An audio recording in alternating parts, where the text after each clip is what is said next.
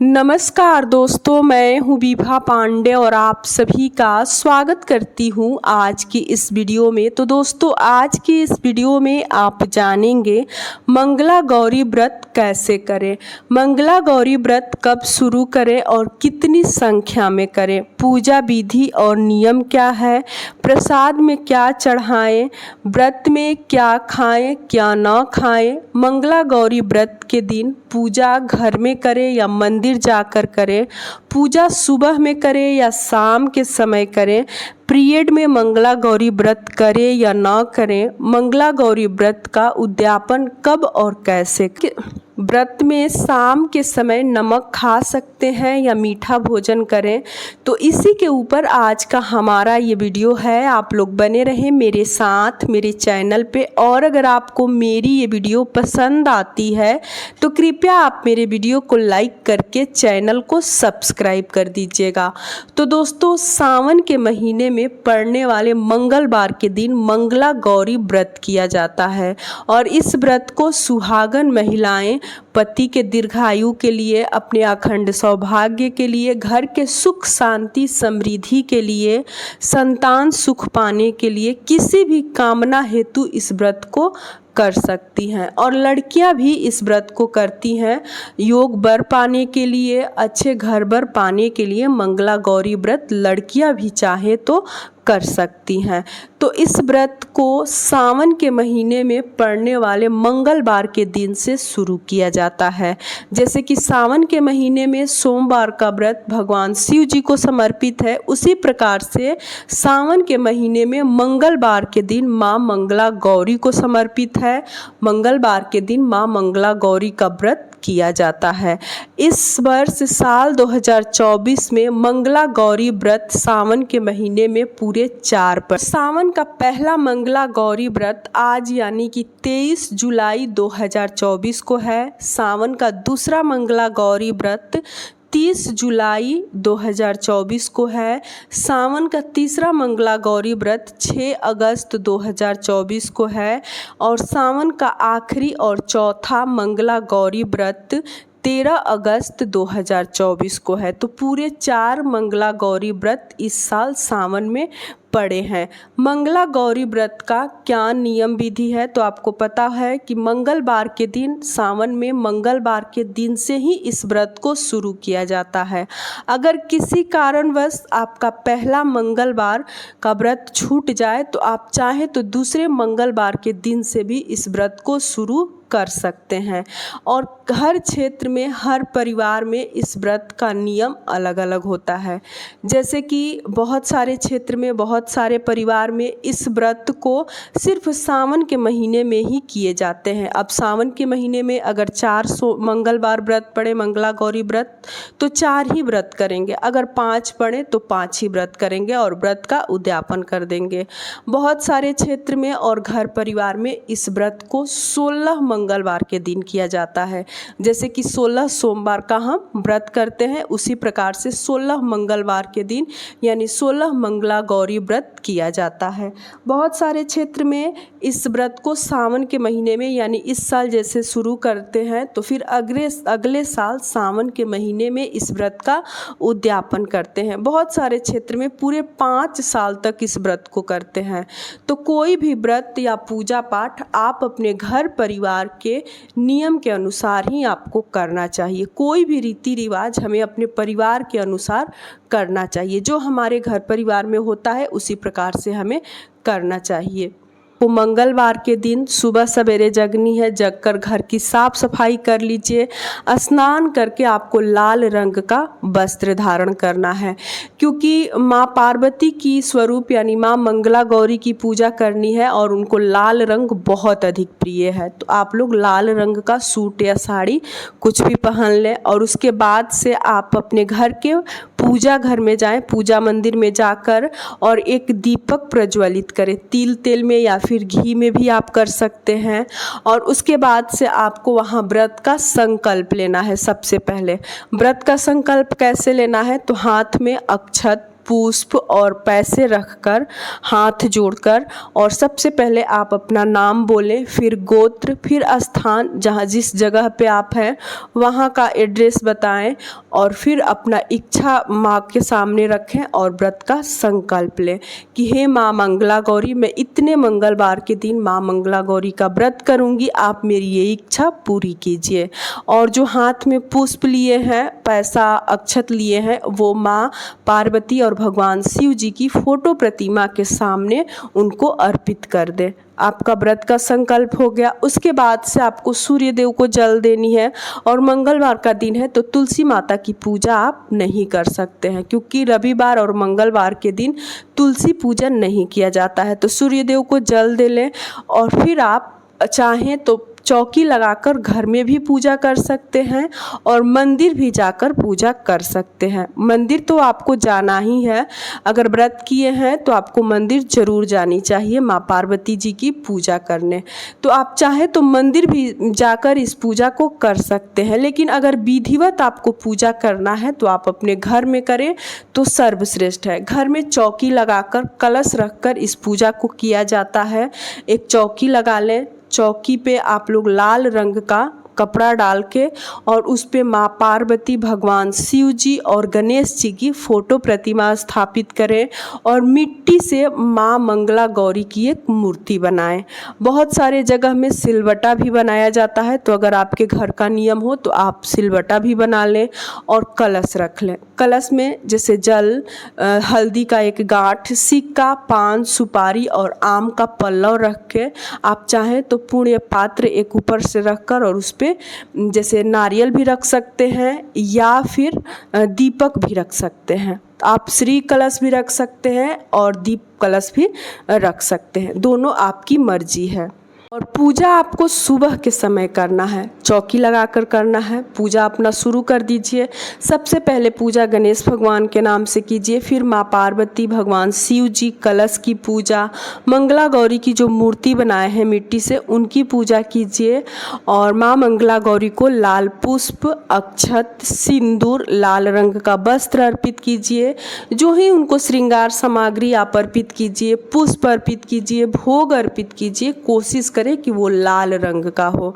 माँ मंगला गौरी को गुड़ का भोग बहुत अधिक प्रिय है, तो अगर आप अपने घर में प्रसाद बना रहे हो तो उसमें गुड़ जरूर डालें, थोड़ा सा ही सही, लेकिन गुड़ का प्रसाद आप लोग माँ मंगला गौरी को जरूर लगाएं। अगर नहीं बना सकते हैं तो आप सिर्फ गुड़ का भी प्रसाद आप लोग माँ मंगला गौरी को चढ़ा सकते हैं।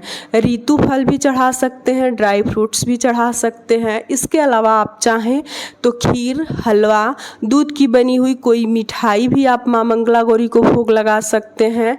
और देखिए लड्डू भी आप, पेड़ा भी आप भोग लगा सकते हैं। बहुत सारे ऐसे लोग हैं जो कि 16 की संख्या में माँ मंगला गौरी को भोग अर्पित करते हैं, जैसे 16 लड्डू या फिर 16 पेड़ा या फिर 16 दाने किशमिश का, 16 दाने काजू का, मतलब कुछ भी करते हैं तो 16 या फिर 16 प्रकार के सभी चीज़ें, जैसे कुछ ऋतु फल ले लेते हैं, कुछ ड्राई फ्रूट्स, कुछ मिठाइयाँ, खीर हो गया, लड्डू, पेड़ा, इन सभी को सम्मिलित करके 16 करके और माँ मंगला गौरी को अर्पित करते हैं। तो टोटल आपकी मर्जी है, अगर माता जी का दिया हुआ सब कुछ आपके पास है तो आप 16 प्रसाद भी उनको चढ़ा सकते हैं या फिर एक प्रसाद से भी आप पूजा कर सकते हैं।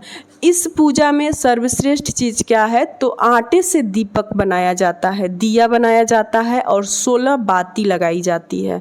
देखिए आप चाहें तो 16 दिया भी बना सकते हैं या फिर एक दिया बनाकर और उसमें 16 बाती भी लगा सकते हैं, दोनों आपकी मर्जी है, आपको जो अच्छा लगे आप कर सकते हैं।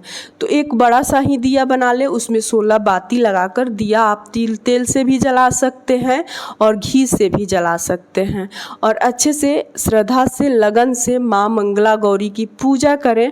पूजा जैसे कि पुष्प, धूप, दीप हम दिखाते हैं, ठीक उसी प्रकार से हमें पूजा करना है, भोग अर्पित करना है और फिर आपको उस दिए से आपको आरती करनी है। आरती करने के बाद से हाथ में पुष्प लेकर आपको कथा सुननी है और फिर आरती करनी है। तो इस प्रकार से आपको हर मंगलवार के दिन करना है। अगर इच्छा हो तो आप लोग फलाहार पे भी इस व्रत को कर सकते हैं या फिर शाम के समय एक समय मीठा भोजन भी कर सकते हैं। और अगले दिन व्रत जब खोलें तो नमक वाला भोजन, शुद्ध सात्विक बिना लहसुन प्याज का आप भोजन कर सकते हैं, नमक वाला भोजन कर सकते हैं। लेकिन आपको व्रत के दिन नमक नहीं खानी है। चाहे तो मीठा भोजन ले सकते हैं एक समय शाम के समय, या फिर पूरे दिन आप चाहें तो फलाहार पे भी इस व्रत को कर सकते हैं। श्रृंगार की सामग्री क्या हम हर व्रत के दिन माता को समर्पित करेंगे, अर्पित करेंगे? तो देखिए, अगर आपके पास उतना है, आपका समर्थ है, तो आप हर व्रत के दिन माँ मंगला गौरी को श्रृंगार सामग्री अर्पित कर सकते हैं। अगर मान लीजिए आपका उतना समर्थ नहीं है, सबका एक जैसा समर्थ नहीं है, तो आप उद्यापन के दिन 16 श्रृंगार की सामग्री माँ मंगला गौरी को अर्पित करके और किसी भी ज़रूरतमंद को दे सकते हैं। घर में कोई भी बड़ी महिला हो, सास हो, जेठानी हो, किसी को भी वो श्रृंगार सामग्री आप दे सकते हैं, वो यूज कर सकती हैं। अगर समर्थ नहीं है तो आप सिर्फ उद्यापन के दिन करें। अगर समर्थ है तो आप जैसे जिस दिन व्रत शुरू कर रहे हैं उस दिन और आखिरी दिन जिस दिन व्रत उद्यापन कर रहे हैं, 2 दिन आप श्रृंगार सामग्री जरूर अर्पित कीजिए। अगर समर्थ है तो आप 16 श्रृंगार की सामग्री, वस्त्र भी अर्पित कर सकते हैं। अगर उतना समर्थ नहीं है तो आप सिर्फ 5 श्रृंगार की सामग्री और वस्त्र स्वरूप आप चाहें तो एक चुंदरी या फिर एक ब्लाउज का पीस भी चढ़ा सकती हैं, अर्पित कर सकती हैं और किसी भी ज़रूरतमंद व्यक्ति को आप लोग दे सकते हैं। तो इस प्रकार से आपको व्रत करनी है। जिस दिन आपका व्रत संपन्न हो जाए, उद्यापन करना हो, उस दिन आपको क्या करना है? तो देखिए, उस दिन आपको उचित प्रकार से पूजा करनी है। अगर आप चाहें तो ब्राह्मण के हाथ से भी व्रत का उद्यापन करा सकते हैं, वो और अधिक सर्वश्रेष्ठ होता है, या फिर आप खुद से भी कर सकते हैं। तब आपको पूजा के आखिरी दिन, व्रत के आखिरी दिन पूजा बहुत ही अच्छे से करना है। जैसे कि कोशिश करें कि 16 प्रकार का भोग हो, 16 पुष्प हो, फूल हो माता को अर्पित करने के लिए, 16 श्रृंगार की सामग्री। बहुत सारे लोग 16 प्रकार के अनाज भी एकत्रित करके अनाज के दाने माता को अर्पित करते हैं। 16 प्रकार के जैसे पत्ता, चाहे वो बेलपत्र हो, आम का पत्ता हो, तो आप वो भी माता को समर्पित कर सकते हैं, अर्पित कर सकते हैं और बहुत ही विधिवत पूजा करें। उस दिन आप लोग खीर बनाकर माता को भोग लगाएं या फिर हलवे का भी भोग लगा सकते हैं। और उस दिन आपको हवन करना है, छोटा सा ही सही लेकिन हवन आप लोग जरूर करें, क्योंकि किसी भी पूजा का जब हम समापन करते हैं तो हवन करना बहुत अधिक जरूरी होता है। तो आप लोग हवन भी जरूर करें। हवन करने के बाद से 16 महिला को आप लोग उस दिन पूजन करें, भोजन कराएं। जैसे कन्या पूजन हम नवरात्रि में करते हैं, उसी प्रकार से 16 महिला, सुहागन महिलाओं की पूजा करनी है। अगर सुहागन महिला किसी कारणवश ना मिले 16, तो जितनी संख्या में आपको मिले आप पूजा करें। कम से कम 7 महिलाओं की पूजा आप लोग जरूर कीजिएगा। अगर महिला नहीं मिल पाती हैं तो आप लड़कियों की भी पूजा कर सकती है। कन्या पूजन जैसे करते हैं उस प्रकार से आप लड़की भी बुलाकर आप अपने घर में लड़कियों की भी पूजा कर सकती हैं। पहले चरण धोएं, फिर तिलक करें, सिंदूर लगाएं। जो सिंदूर वहाँ आप चढ़ाई हो उसी सिंदूर में से सभी सुहागन महिलाओं को सिंदूर लगाएं। अगर कन्या है तो उनको रोली का तिलक करें और फिर हाथ पैर में कलर करके उनका आरती करके और उनको खीर का प्रसाद खिलाकर और सुहाग सामग्री अगर आपकी क्षमता हो तो सुहाग सामग्री जैसे बिंदी, सिंदूर, चूड़ी करके सबको दें। और फिर दक्षिणा स्वरूप 10 रुपया, 11 रुपया, 21 रुपया, 51 रुपया अपने क्षमता के अनुसार सबको देकर, सबका आशीर्वाद लेकर, पैर छूकर और फिर आप इस व्रत का इस प्रकार से उद्यापन कर सकते हैं। और अगर पीरियड हो जाए, मासिक धर्म हो जाए, तब भी आपको इस व्रत को करनी है और उस व्रत को गिनती भी किया जाता है। मासिक धर्म में आपको व्रत नहीं छोड़नी है, पीरियड में आपको व्रत करनी है। आप पूजा नहीं कर सकते हैं किसी दूसरे व्यक्ति से। अगर आपके घर में कोई दूसरा सदस्य हो तो आप उनसे पूजा करवा सकते हैं। वो व्रत भले ही ना करें, सिर्फ पूजा भी कर सकते हैं। लेकिन आप मानसिक रूप रूप से पूजा कर सकते हैं, नाम रट सकते हैं, जप रट सकते हैं, भजन कर सकते हैं, लेकिन आप भगवान को छूकर पूजा नहीं कर सकते हैं जब तक कि पीरियड का 6 दिन ना हो जाए।